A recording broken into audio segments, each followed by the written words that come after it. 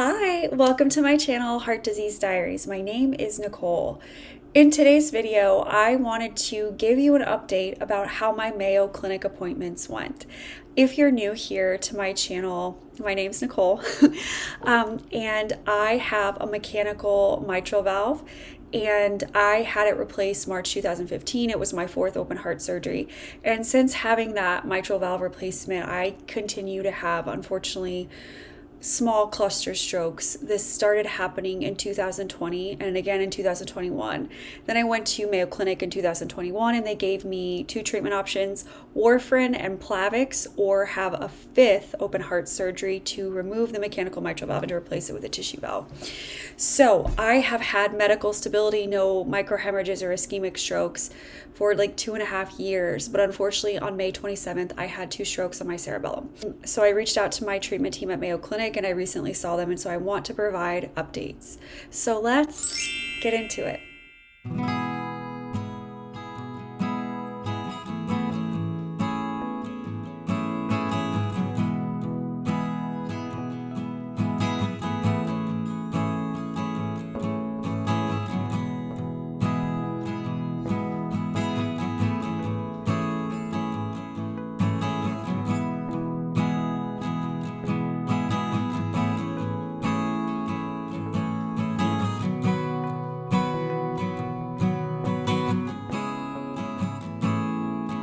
So first of all, I wanted to say thank you so much to everybody in my life who really helped mitigate all the anxiety and stress.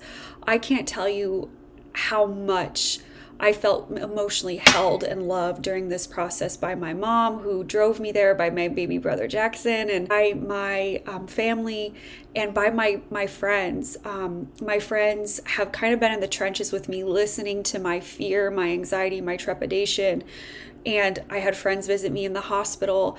My friends also have just been spending time with me and helping me maintain a sense of normalcy. My friends also got together with our church family and they raised some money that I could put towards the trip and medical expenses. So, and a lot of people have been behind the scenes just praying for me. I also have, a local medical team that's been really helpful too. And I'm just really thankful, and I want to always acknowledge all the ways that I am blessed and lucky in spite of everything that's happening. So all of that support, I think, has really helped me feel like I'm maintaining some semblance of normalcy and like myself a little bit. But I was really anxious to go to these Mayo Clinic appointments. I had to see my treatment team there, which consists of my cardiologist and neurologist.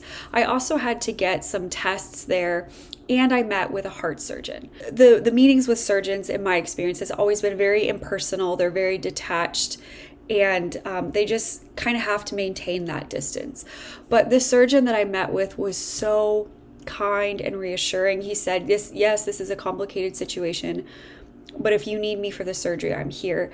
And he also just seemed to really, truly care about me and my situation, and saying like someone your age doesn't need neurological issues, but all that being said, when I met with the cardiologist and neurologist, they're really concerned about me having a fifth open heart surgery, and they actually don't know if it would fix the problem of getting strokes. This is because when I had my tissue valve replaced, I had a lot of complications with it. 2 weeks post-op, I had a rash covering my entire body, a fever of 104, and I ended up being in the hospital for 9 days in a quarantine room with heart failure, fluid overload, dehydration, anemia, colitis, internal bleeding in my back and stomach, tachycardia. It was just a mess. And then I ended up having a stroke with it like 3 years later. So because of all of that, they don't know if a tissue valve would actually prevent me from having more strokes. But they still think that the strokes are probably being caused by the mechanical heart valve. They also talked about finding a growth on my aortic valve in 2021 on that transesophageal echocardiogram, and it's called Lamble's excretions. At that time, when I talked with Mayo Clinic, they said they didn't really think the Lamble's excretions had anything to do with, the formation of clots or strokes. But now they were saying that they think it's possible that clots can form on the Lamble's excretions and then break off and fling to the brain. So I left those appointments feeling really overwhelmed, also very taken care of, and relieved that we wouldn't have to do open heart surgery yet. They want to leave that for an absolute last resort. And if it has to happen, I know the surgeon, I know what he'll do. They want to try a medication route. So my cardiologist reached out to a hematologist at Mayo Clinic. The hematologist said that something that could be helpful is switching from the generic warfarin to the name brand Jontivin. He hopes that this will keep the INR a little bit more stable.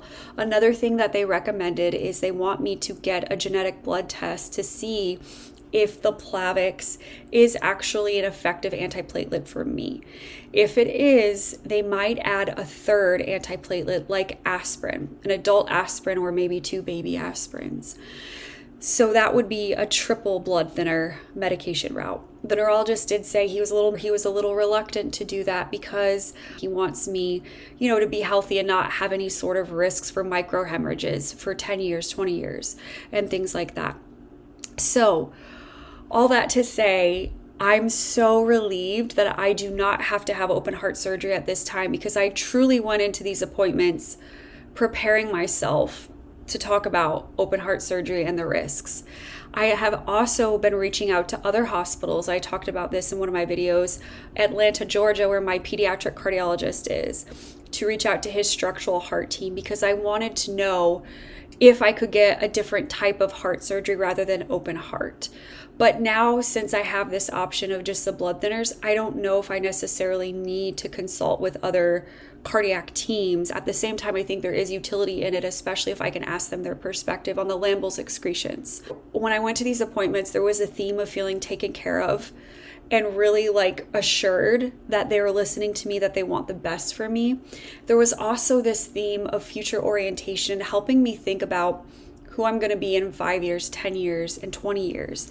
And that was so relieving for me, because every day since these strokes started happening in 2020, I just live with so much anxiety and a fear that I'm just going to not live much longer.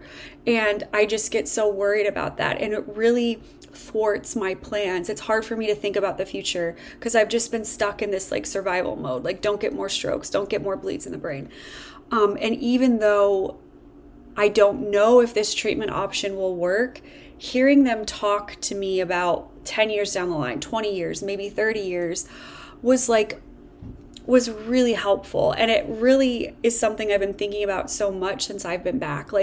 Okay, I want to start thinking more about the future and things like that rather than being in survival mode. But I know it's really hard sometimes.